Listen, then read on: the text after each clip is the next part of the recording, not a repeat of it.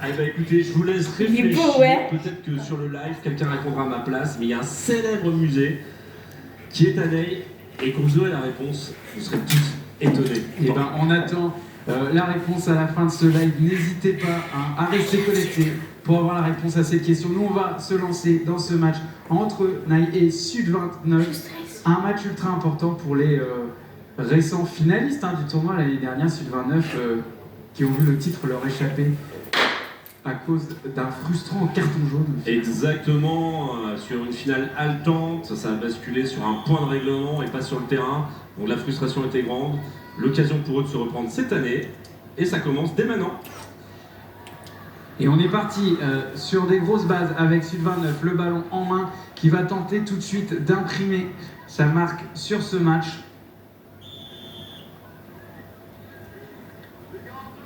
Donc l'entente Sud 29, évidemment, donc on rappelle c'est une entente entre Pont-l'Abbé, Quimper, Douarnenez, Châtelain. D'ailleurs, l'équipe joue sous le maillot du RFCK qui correspond au Rugby Football Club Castelin de Châtelain.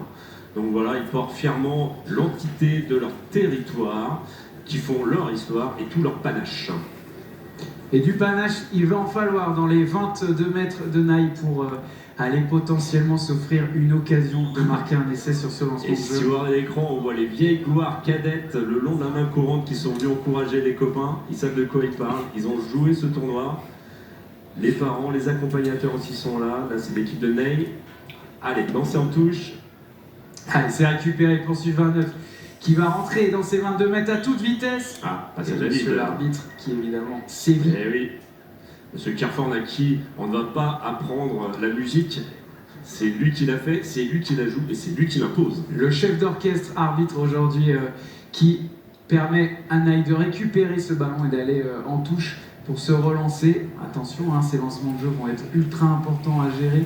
On voit déjà du côté de Neil qu'il y a des belles tours de contrôle. Je vois leur deuxième ligne qui doit toiser à 1m70 déjà. Mais attention, il y a du répondant en face, en compte 29. Alors après, il y a deux écoles, c'est est-ce qu'on saute ou est-ce qu'on attend en bas. On va voir comment ça va s'adapter du côté de Sud 29 et comment ça va jouer du côté de Neil. Et le ballon récupéré par Sud 29, du soutien au porteur. Et attention, la vitesse là encore une fois à l'entrée des 22 mètres.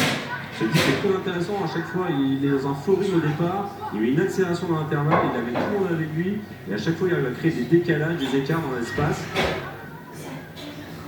Et l'espace, et en aura-t-il et non cette fois en avant, malheureux pour Sud 29. Aussi petit soit-il, l'arbitre ne lui a pas échappé. C'est ça, et donc maintenant Naï va avoir une mêlée à défendre pour essayer de se relancer dans ce match. Et ils n'ont pas vu beaucoup la moitié de terrain de Sud 29 dans ces 2 premières minutes. Il va falloir y remédier parce que c'est difficile de gagner un match en ne sortant pas de... Exactement, Gasset, tu as tout résumé. On ne peut pas gagner en seulement défendant. Là, maintenant, à eux de prouver qu'ils sont capables de sortir de cette zone et d'aller mettre la pression sur Sud 29. Petite sortie de terrain, on est toujours dans le camp de Naï, entre les 22 et les 40. Combien?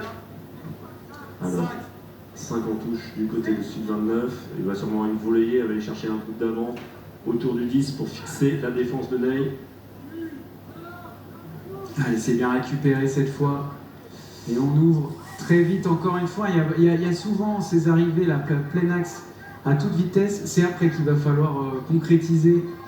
Ouais, c'est là où, là, à chaque fois, Sud 29 a fait la différence sur les premiers matchs et sur ses deuxième, troisième temps de jeu. Mais là, c'est très bien défendu par Naï, qui retourne la pression et qui vont récupérer le ballon tranquillement. Bravo à Naï, belle séquence défensive. Et la défense au cœur de ce tournoi, le goal average va compter. Donc de toute façon, pour le moins d'essais possible, ce sera une véritable question pour les qualifications. Alors je rappelle, un côté masculin, je disais, il y a 3 poules. Il y a 2 qualifiés d'office par poule, plus 2 meilleurs troisièmes, avec un système d'ajustement, parce qu'on a une poule, il y a une poule de 4 équipes. Mais voilà, il y a de la place pour tout le monde et chaque match est un véritable enjeu. C'est l'avantage de ce tournoi, c'est qu'il est très ouvert et que même si vous perdez 1 ou 2 matchs, ce n'est pas rédhibitoire, au contraire. Donc il faut jouer à fond tous les coups, tout simplement. Comme ça, au moins, mathématiquement, on met le maximum de chances sur son côté. Et enchaînement de possession sur possession pour Sud 29 qui monopolise la balle sans être véritablement dangereux. Pour l'instant, Ney arrive à contenir ses joueurs, mais là, peut-être vont-ils les déborder sur l'aile. C'est encore défendu en équipe là-bas. Et oui, Ney, ça plie, mais ça ne rompt pas. Et au contraire, oui, ils vont récupérer une touche dans leur camp. Bon, effectivement, ils sont sous pression, mais ça n'a pas l'air de s'inquiéter, ça n'a pas l'air de s'emballer. On reste maître du scénario. Il y a 0-0. Dominer n'est pas gagné. Donc maintenant, charge à eux de sortir de cette zone, trouver un peu d'air, parce que je pense que ça leur fait le plus gros bien. Et ça, c'est typiquement un des matchs qui forge un groupe aussi défensivement. Si vous venez à tenir et aller ensuite vous imposer potentiellement en plus contre l'équipe qui joue à domicile, hein, on va pas se mentir, ça peut vous lancer dans une dynamique positive. Mais pour l'instant, ils sont asphyxiés. Les joueurs de Ney n'arrivent pas à sortir de leur 22 mètres, même carrément. Là, ils arrivent à péniblement atteindre les 40. Après, il suffit d'un ballon, hein, cette équipe-là, il leur suffit un ballon pour aller derrière châtier leur adversaire. On sait très bien, ils sont capables de tout. Donc il faut que Sud 29 concrétise aussi cette domination au tableau et pas que dans le scénario. Là, la touche est conservée malgré une erreur de lift. C'est déjà un rock, les gars. C'est parti. Donne des commandements. Allez, ce numéro 3 qui est virevoltant, qui est dur à plaquer, bienvenu comme on aime, un petit camion tchécoslovaque qui emmène dans son sillage tous ses copains. Et Sud 29 qui continue de pousser sans trouver la faille. Vont-ils réussir avant la fin de cette mi-temps à aller marquer leur premier point alors qu'ils ont eu la possession quasiment sur l'ensemble de la mi-temps? C'est une question qu'on se pose là au moment de l'engagement sur cette mêlée. Je pense qu'il y a un mélange de vitesse et de précipitation côté Sud 29. Il y a des envies de faire des passes systématiquement après les contacts, alors que je pense que conserver la balle quand on arrive dans les mains de l'adverse, c'est peut-être ça la clé du succès, pour multiplier les temps de jeu et garder la conservation et se montrer évidemment là le plus dangereux. Là on les ballons un peu facilement. Et regardez, allez, et Ney, sans faire de bruit, ils vont rentrer dans les 50. Voilà. Tranquillement. Le 9 va sortir sur un temps long, chercher une cellule. Et on met en jeu. Et peut-être même aller chercher plus loin.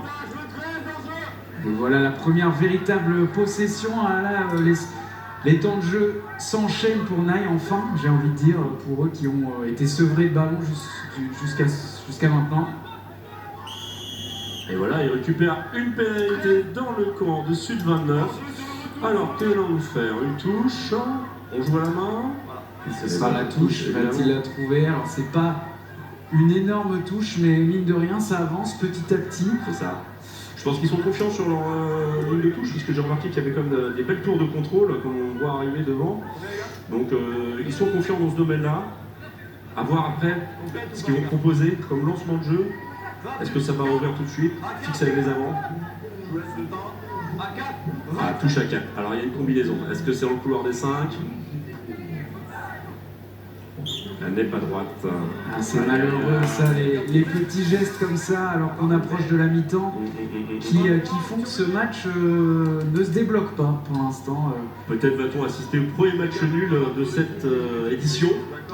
Je ne l'espère pas. On ne l'espère pas, en plus on aime le jeu offensif, hein. Certainement qu'une des deux équipes va trouver la faille.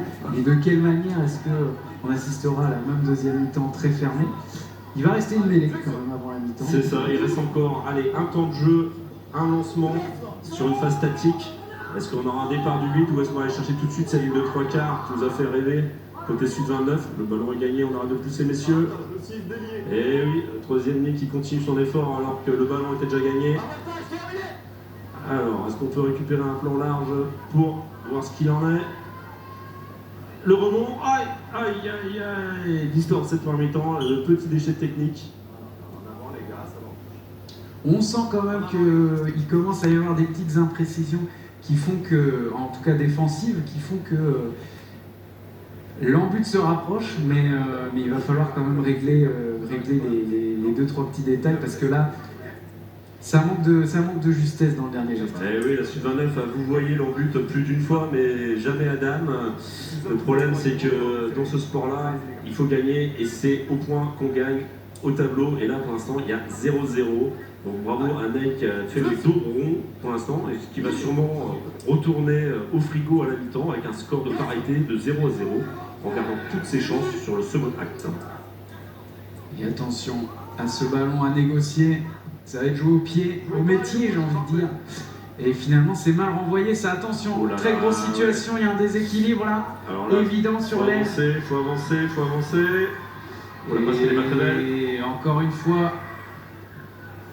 Voilà, cette passe à pas contact. Et il y est. Et ils y vont. Ah, c'est cruel Ça pour y est. Ney. C'est cruel pour Ney parce qu'ils avaient tous les éléments pour sortir de cette zone sereinement. Et là, ils se mettent en danger sur un coup de pied hasardeux. c'est le coup de pied qui lance cette situation. Après, ça a été bien négocié.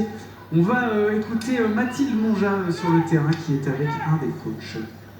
Oui, tout à fait. Je suis avec un des coachs de Sud-29. Juste une petite question.